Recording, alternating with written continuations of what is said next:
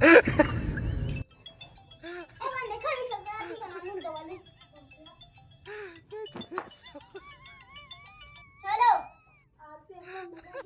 Naga.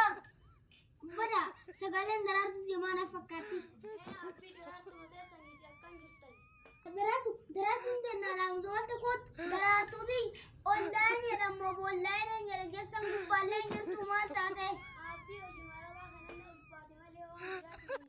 Anatti haa baatu. Daraartuuti birrees dura nu argiteellee shishii nyaatitiillee shishiin ho'iitiin bitee fi ofiillee caamaa kootee ho'iitiin bitadhe rabbi si haa kennu rabbi si haa guutu gaammallee kan nu argite numattoodha. Aya si haa yaamattu halkanii guyyaamaa hoca nukkaafte si akka sariinii bakka waa'ee birri dhagennaa akka re'iin tiyyaa jabu bonaafti. Gubde matana gubde akka sammee wajjin qaaqa. Hello. Nagaa. Fayya. Homaan jennu daraartuu tiyya lubbuun duutu jirtu.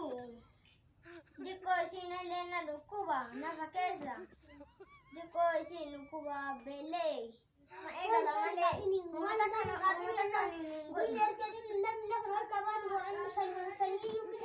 osoo magaltee nuraaltee leetii durri yoo itti ergin taati maafii harkee fitaa ati itti xumuradhu.